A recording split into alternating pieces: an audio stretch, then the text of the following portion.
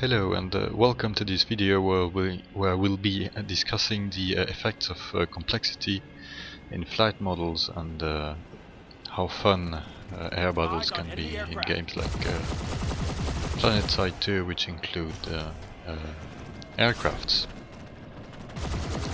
So in this little fight here I'm chasing a guy who's chasing one of my teammates. I'm not very good in the air, not very precise sadly, so I won't be able to save my friend there. The enemy turns around and normally I should be on his tail and destroying him, but the fact is that for him it's pretty easy to just stop, turn around and get into what is called a dogfight in Planetside 2, and that usually involves the two opponents facing each other, hoovering, shooting, and the one who is best at hitting the enemy while not being hit will win the fight. In this case my enemy was a bit clumsy and crashed into the ground, so did I, but I survived, and all I have to do is to land, that is, kill the engine, jump from the aircraft and repair it. This clip is courtesy of Versatile 337, I hope I'm pronouncing the name correctly, not sure about the numbers at the end. He is kindly letting me use his footage. His channel has a lot of impressive battlefield gameplay and it's worth checking it out. The link is in the description. In this fight you have two pilots flying aircrafts that have very similar, if not identical, characteristics. I use the word fight, but the truth is no much fighting going on. The pilots chase each other, turning as tightly as they can. Because fuel consumption is not modeled in the game, both aircrafts can keep doing on this little dance forever. Because weapons mounted on the wings do not affect the aerodynamics, dumping bombs in order to gain maneuverability is not an option. Aircrafts can take a lot of damage before their performance deteriorates, and they can repair themselves while flying. As a consequence, even if one of the pilots manages to get a few shots on the other, that does not give much of an advantage, and the damaged aircraft is likely to have fully recovered before it is shot at again. A third aircraft could break this stalemate, but the restricted number of aircrafts available on battlefield maps does not allow for it. Planetside is less likely to suffer this problem due to the large number of players who have an opportunity to interfere. If you mix a balanced design with a simplistic flight model, you get a stalemate. And the stalemate is a result of game design, and I see no amount of skill that could break it.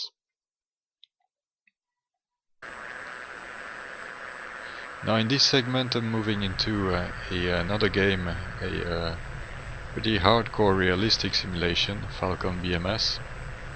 Altitude. And I'm playing against a computer controlled player who's flying a MiG-21. So it's a bit of an outdated aircraft against my Falcon F-16. But it's still, I think, pretty interesting to see how the fight goes on. So here we end up in a bit of a situation where there is a bit of repetition as well. What happens is that we both face each other, meet each other, trying to take shots at each other, then turn around, and the same thing happens again. Now this is not as much as a problem as it is in Battlefield for a number of reasons. One of them is that the two aircrafts are different, so in this fight my opponent, the MiG-21, is actually a little bit better because it can turn around faster than I can at this low speeds. Here we're flying around between 200 and 300 knots. The optimal speed for the Falcon would be above 300 knots.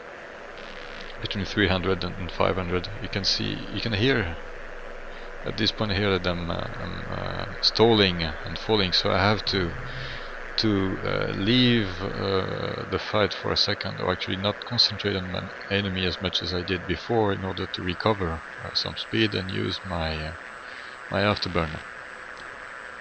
So in this game there's a number of parameters that will affect the flight model and how fast you can turn around and how slow you can fly. Namely, that's the amount of fuel you have into your aircraft, the kind of aircraft you have, how many weapons you have, And here you could see, for instance, that my enemy was able to turn around much faster than I was. What here I'm really struggling to stay away from the ground in this low altitude fight. I'm still staying in this fight because here I have an opportunity to shoot my enemy, and really the only thing it takes to win the fight is to get a single bullet on your enemy.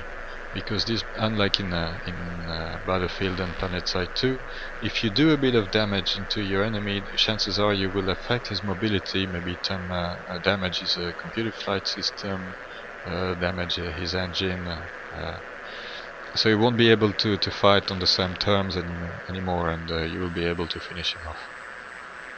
The reason being that the damage is much less forgiving than in an arcade-based game, and you cannot repair while in flight. But at this point here I realize that I'm not going to win this low speed turning fight, so what I do is that I take the first opportunity that I have to put some distance between my enemy and my aircraft, which I'm doing here. At this point I have about 10 miles of distance between me and my enemy, a little under 10 miles. So 10 miles is a good distance because my enemy no longer has any missile that can reach beyond the 10 miles reliably, while I still have multiple missiles that can fly up to 20 miles and more depending on conditions. So here I changed my my radar, the range from 5 miles to 10 miles. The shorter the range, the faster it will lock on and scan the airspace, but if the enemy is further away than the maximal range, then you have to increase the range. So I set the right range here, 10 miles, and as soon as I got a lock on my enemy, I launched my missile, and I will now win this fight pretty easily. This was possible because I was not locked into this fight. It's possible, of course, because I have a much more powerful engine, more modern aircraft than my enemy here, so it's a bit of an unfair fight, of course. But nevertheless, it's also possible to win fights in a fair way, as you will see now here. Here I don't really have the same option of how could I say, cheating, maybe by leaving the fight and putting distance between my enemy at a point where I can shoot at him and he cannot, because I'm running out of fuel. This is another thing that is not modeled in these arcade games, is that you have infinite amounts of fuel. So here I have to be a bit careful about my use of afterburner. I can't just fly away with full afterburners and shoot at my enemy from far away. So I have to stay on his tail and use the same means that he has to shoot him down. So here I'm getting back into getting some hate, because I don't want to be stuck to the ground too early as I was in the earlier clip. That gives me a bit more opportunity to trade speed for altitude without using my afterburners. So gain speed without using afterburners. He had tried to take a shoot at him using missile, but he was too close. So had I shot here, even with a lock, I would have probably missed. My enemy is also using his radar. As you heard here, there's a little scratching sound. That's when my enemy is is pinging me with his radar. So I know then that he's facing me. And I can also hear again, I don't know if you heard it, but this little scratching sound indicating that I am on his radar. The thing is that when he does that, I have a... if you look at the left on my cockpit, upper left here, there was a circle display. where the enemy appears whenever he pings you with his radar. So you have some sort of radar detector, and whenever he does that, you can look on the display and find the relative position of your enemy in space. So it's a kind of a nice balancing thing that I would like to see a bit more in fun games, arcade games, is that lock-ons could be a little bit more complex than they are now. So here I use my my opportunity. I managed to lock him before he was out of range, and that was a kill. I'm going into another clip here, which is showing a bit more about the locking mechanism and the radar. My enemy is locking onto me and fired a missile. I use my flare and my shaft to lose the lock, and the missile flies away. The enemy takes another shot at me in a strange situation here, because he doesn't have a very good angle, so I didn't even bother flaring, because I knew the missile would just fly away. Altitude. Altitude. At this point now I'm trying to find out where the enemy is, with all these missiles flying in the air. I'm not sure exactly who is who. You can see here a missile that turned around, actually is still on my tail, but is much lower than me, so it's not much of a threat for me, and it crashes into the ground.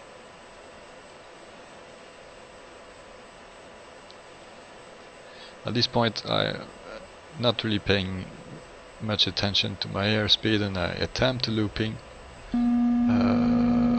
with too little speed actually, which results in a stall. It could have been a really that could have been the end of the fight here if my enemy was on my tail, but happily he wasn't. And even more fortunately for me, I happened to fall back into the trail of my enemy.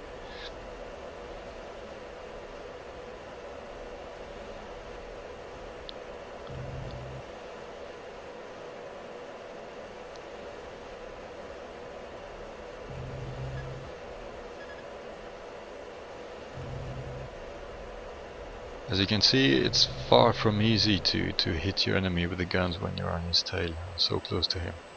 I'm on the brink of stalling all the time, while he's still pretty maneuverable at low speeds. And I end up being in front of him, actually, so that's a pretty bad place to be. I put my afterburners to get out of stall and get away from him. Warning, warning. But as I turn again against him, he launches a missile before I have a chance to flare. And in this position, even if I had flared earlier, since I didn't have the time to turn around, I was dead anyway.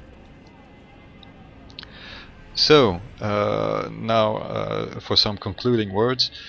What you can see is that when the reason why we have boring dogfights in arcade-oriented games is, in my opinion, not so much because they are too realistic. On the contrary, they are a little too simple, and because of that, it's easy to end up into this kind of deadlocks where everybody will end up because everybody has the same aircraft with the same constant stable characteristics. When you add up a bit more, I wouldn't say randomness, there is no randomness really in Falcon here. It's just that the number of parameters is a little bit too high in order for a player to control all of them. And that means that you avoid getting into these predictable deadlocks all the time. So I wish that Planetside 2 would include some more complexity into some of its game mechanisms. You don't really need to include realistic jets.